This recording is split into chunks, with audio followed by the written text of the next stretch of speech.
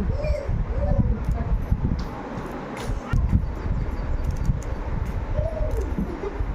மல்லி வேணும். இப்போ மல்லி எடுத்துனவங்க நம்ம எல்லாத்தையும் ஒரு இதில் வச்சுக்கலாம். வளர்க்கறதுக்கு முன்னாடி அப்படியே ஒரு தட்டில் அழகாக.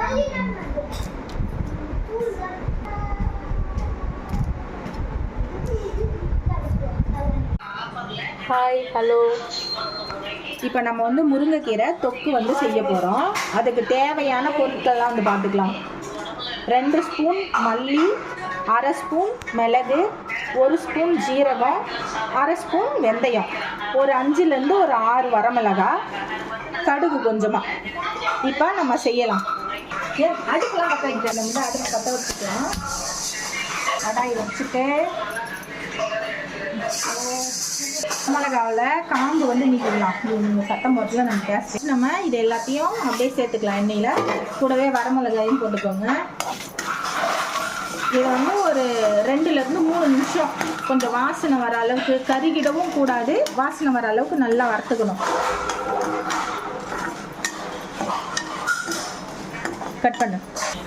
இப்போ நம்ம வந்து கடுகு வந்து முதல்லையே சேர்க்கக்கூடாது. ஏன்னா கடுகு வந்து சீக்கிரம் பொரிஞ்சிடும். அதனால பாதி ரெடியான உடனே கடுகை வந்து சேர்த்துக்கலாம். இப்போ அந்த கடுகு பொரியணும். பொரியிற வரலும் நல்லா வதக்க வேண்டியதுதான். இப்போ வந்து இங்கே பாருங்கள், கடுகு பொரிய ஆரம்பிச்சிச்சு. இப்போ ஆஃப் பண்ணிவிட்டு இதை வந்து நம்ம தனியாக ஒரு மிக்ஸி ஜாருக்கு மாற்றிக்கலாம்.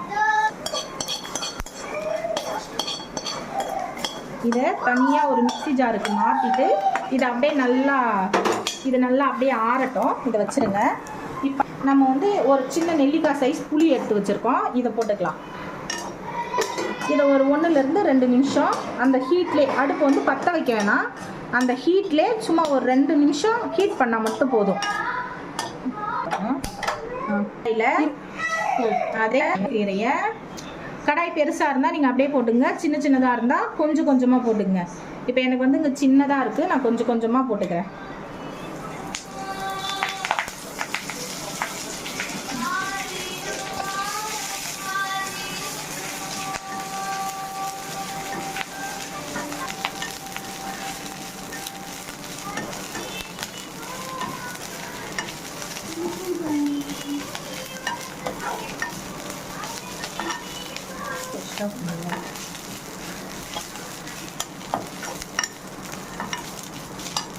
கட் பண்ணிக்கி. இப்போ இந்த முருங்கைக்கீரை வந்து நல்லா சுருள வதங்கணும். ஒரு 5லேருந்து ஒரு 7 நிமிஷம். அதுக்கு மேலே வதங்கினா தீஞ்சி கசப்பேறிடும்.